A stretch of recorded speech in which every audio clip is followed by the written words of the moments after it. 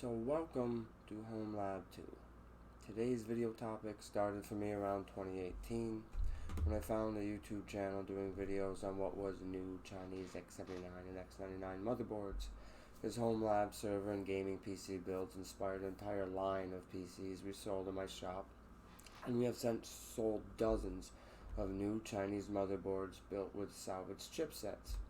I've always felt comfortable with that since it's never the actual chipset that fails on the motherboard. On the MSP side of the business, I started decommissioning and recycling Dell Precisions, primarily the T3600 and T5810s, both using socket 2011. I've resold a lot of these as budget, workstation, and entry-level gaming PCs. However, in 2023, if you post on Home Lab forums or build photos, you get the same criticism.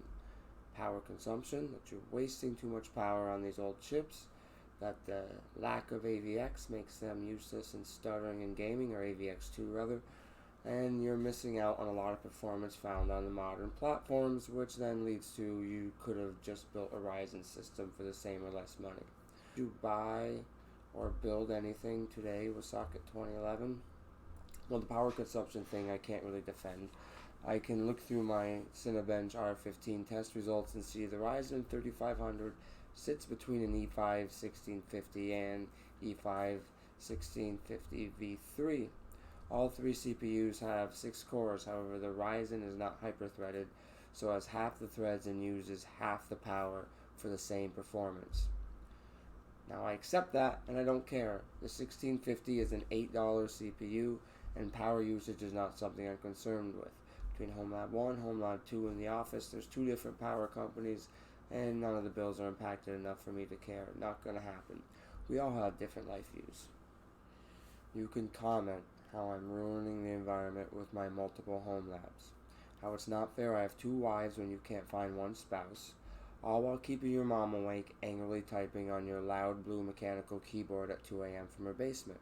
I get it. I just don't care. As far as gaming performance, if you watch my last video, you can see the stuttering, at least for me, in the games I play is not a thing. You seem to be platform limited in some instances, but most of the games tested with Xbox Play Pass play above 100 frames per second at 1080p Ultra. Plague Tale Requiem was the only exception, but I found 1080p medium with high view distance and VSync got a solid 45 frames per second, which for a single player story driven game, 30 to 50 frames per second is still playable to me. Once I got the new 1440p ultra wide monitor, the bottleneck was moved to the GPU. The most demanding game, Plague Tale, now at 1440p ultra wide, was not only way more beautiful but gave us 45 frames per second on ultra and maxed out the GPU usage. So the whole missing out in performance, let's talk about that. While at 1080, the GPU in some titles might be held back a bit and get better frames per second on a newer platform, everything is still within acceptable performance levels. Day-to-day tasks are fine. I still have 32 gigabytes of RAM, 8 cores, 16 threads, NVMe storage. Help desk tickets, remoting into PCs, even GIMP is not very CPU heavy, at least not for this CPU. Video editing and streaming is the only thing I do with this workstation that taxes the CPU, and the GPU does a better job at that anyway, taking a quarter of the time and doing so silently, no jet engine sounds. I really think the AMD encoding engine, while not as good as NVIDIA's, gets a much worse rap than it deserves. So alright, now how about the biggest complaint I get is you can build a Ryzen system around the same price. Is that true? Well, I wasted way too much time on pricing, so basic guidelines I set were simple.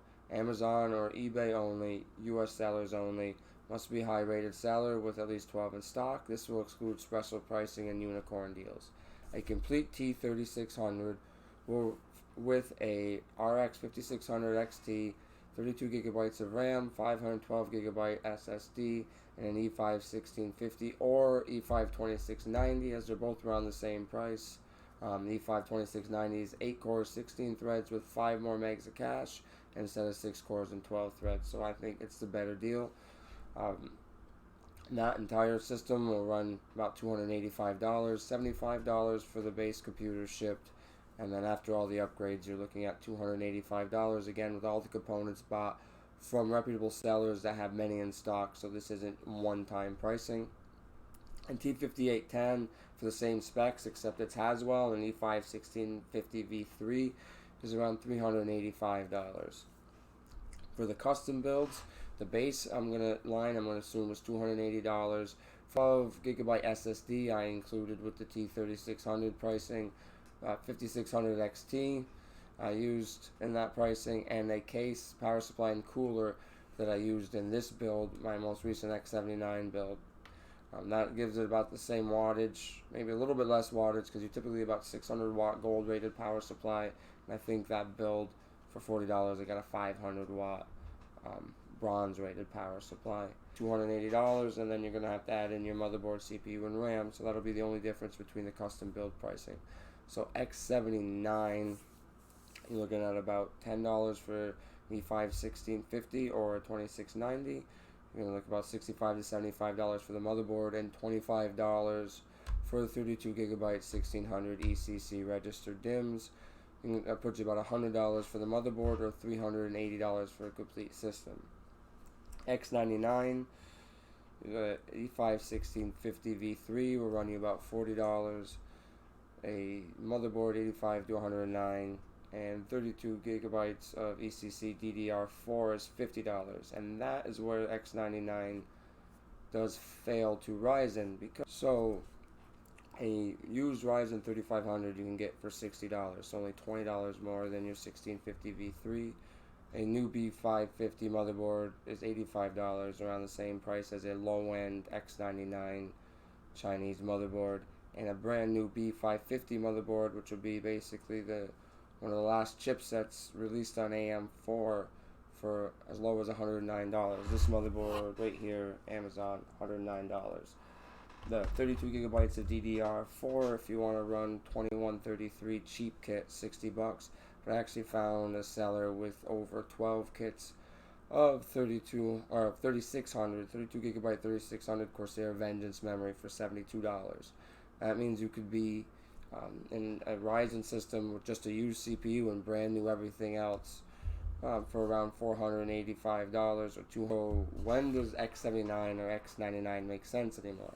Well, I think the T3600s with an SSD or a 60 or 70 series card can be a great value, especially under $300. I think if you have an older AMD FM1, FM2, AM3 socket, if you're one of the people who, like me, who fell into the whole it's almost as good as real cores trap, then one of these would make a really good drop-in upgrade for as little as $75 if you reuse your existing RAM and cooler. I think dual socket X79 and high core count X99 CPUs, 2011 V3s and V4s, 12 cores and above, still have a good use case in home labs. And because I have a stack of DDR3 and Xeon CPUs,